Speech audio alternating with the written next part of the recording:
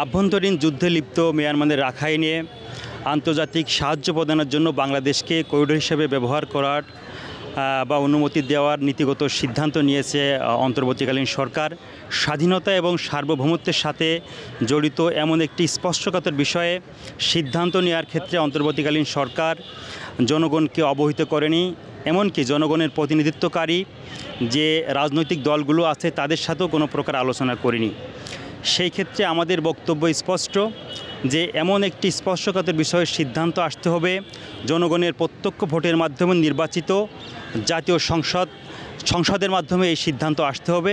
এটাই নিয়ম, এটাই সারা বিশ্বের গণতান্ত্রিক দেশগুলো সংসদের মাধ্যমে নীতিগত সিদ্ধান্ত নেওয়া হয় রাষ্ট্রীয় যে বিষয়গুলো স্বাধীনতা এবং সার্বভৌমত্বের সাথে জড়িত।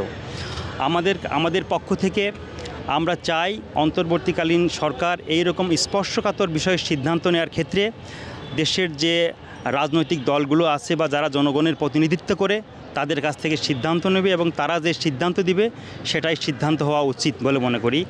আর একটা বিষয়, অন্তর্বর্তীকালীন সরকারকে সবসময় বাংলাদেশের জনগণের কথা চিন্তা করতে হবে, অন্য দেশের স্বার্থ নয়, পাকিস্তানের স্বার্থ নয়, ভারতের স্বার্থ নয়, এমনকি মায়ানমারের স্বার্থও নয়।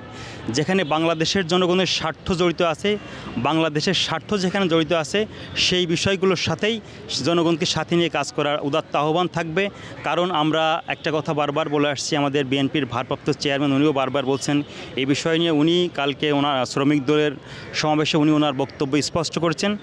আমরা বলবো কারোর স্বার্থে নয়, বাংলাদেশের স্বার্থে কাজ করতে হবে, সবার আগে বাংলাদেশ, এই উদ্দেশ্য নিয়ে আমরা কাজ করে যাচ্ছি এবং এই উদ্দেশ্য নিয়ে সকলকে কাজ করার জন্য উদাত্ত আহ্বান থাকবে ছাত্র দলের পক্ষ থেকে।